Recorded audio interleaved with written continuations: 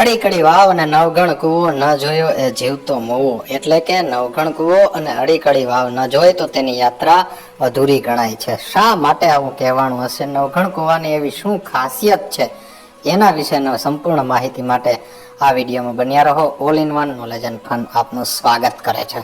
નવગણ કૂવો એટલે કે ઐતિહાસિક કૂવો. ઉપરકોટનો નવગણ કૂવો જોયો બધાએ હશે, પણ તેના વિશેનો આ રસપ્રદ ઇતિહાસ કદાચ અમુક જ લોકો જાણતા હશે. નવગણ કૂવો એ માત્ર પાણીનો સ્ત્રોત નથી, પણ એ અદ્ભુત કલા કૌશલ્ય અને ઇજનેરી કળા અને સ્થાપત્ય કલાનો એક બેનરૂમ નમૂનો છે. આમ તો ઈસવીસન પૂર્વેની 2જી થી 3જી સદીમાં છત્રપ કાળમાં તેનું બાંધકામ શરૂ થયું હોય અને પોચા ખડકના પથ્થરોને કોતરીને તેને બનાવવામાં આવેલો છે તેવું માનવામાં આવે છે. ત્યાર પછી સુડાસમા વંશના રાજા રા નવગણ દ્વારા 11મી સદીમાં તેનો ઉપરનો ભાગ બનાવવામાં આવ્યો અને તેની સીડીઓ બનાવવામાં આવી. આ કૂવાની ખાસિયત એ છે કે તેમાં સીધી ઉતરવાની સીડીઓ નથી, પણ સર્પાકાર સીડીઓ છે અને વચ્ચે વચ્ચે બાકોરા છે. સાથે સાથે કૂવાના દર્શન કરવા જાવ એટલે સામે તમને રા નવગણના કુળદેવી સાક્ષાત જગદંબા માં ખોડિયારના દર્શન થાય છે.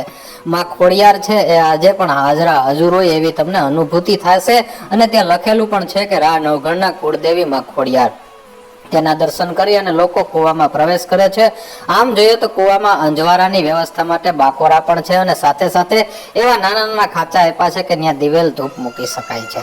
મતલબ કે તે સમયમાં અજવાળું કરવાની વ્યવસ્થા છે. સામે તમે ખોડિયાર માતાજીનું આ મંદિર જોઈ રહ્યા છે. અંદરથી તમને સાક્ષાત જગદંબાના દર્શન કરાવી રહ્યો છું અને સાથે સાથે નવગણ કૂવાનો ઇતિહાસ બતાવી રહ્યો છું.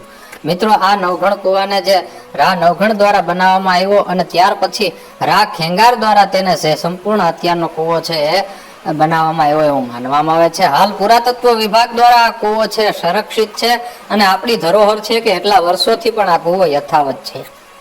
એક દુઃખની વાત એ છે કે કૂવાના જ્યારે તમે દર્શન કરો ત્યારે આજે કૂવાના પાણીમાં ખૂબ જ ગંદકી જોવા મળે છે.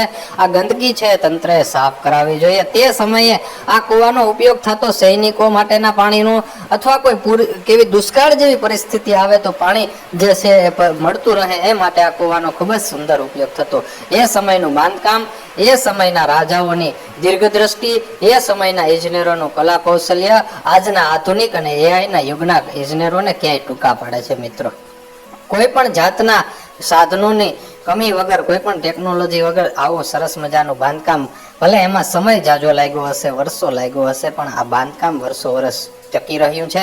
આપણી આવતી પેઢીઓને આપણા અમૂલ્ય વારસાનું જતન કરી અને જાળવી અને એમને બતાવવો ખૂબ જ જરૂરી છે. જુનાગઢના ઉપરકોટના સમય આમ તો જોઈએ તો સવારે 8 થી સાંજના 6 વાગ્યા સુધી એ ખુલ્લો રહેતો હોય છે. ત્યાં જ તમને ટિકિટ બારી પર ટિકિટની વ્યવસ્થા છે. ટિકિટ લઈ અને સમગ્ર ઉપરકોટના દર્શન કરી અને ઉપરકોટમાં બધો જ ઇતિહાસ જાણી અને એકવાર નવગણ કૂવાના પગથિયા જાણજો. આમ તો 52 મીટર ઊંડો આ કૂવો છે. ઘણા પગથિયા ઉતરતા છેટ અંદર સુધી તમારે જવું પડે છે. ગોળ સર્પાકાર સીડી છે એ આની ખાસિયત છે અને 52 મીટર આ ઊંડો કૂવો એ સમયે જે ઇજનેરોએ કર્યો એ ખૂબ જ એક સ્થાપત્યની દ્રષ્ટિએ ઊંચો છે. આની જે ગંદકી અત્યારે આજના સમયમાં જોઈએ છે, જોઈને આપણું હૃદય દુખે છે. આપણને એમ થાય છે કે આપણે આની જાળવણી કરી શકતા નથી, પણ આપણા સંતાનો છે, આપણી ભાવિ પેઢી છે અને એકવાર આ નવગણ કૂવો જરૂર બતાવી અને તેના ભવ્ય ઇતિહાસની વાત કરવી જોઈએ, તો આપણો સાંસ્કૃતિક વારસો જળવાઈ રહેશે. આભાર. જય હિન્દ.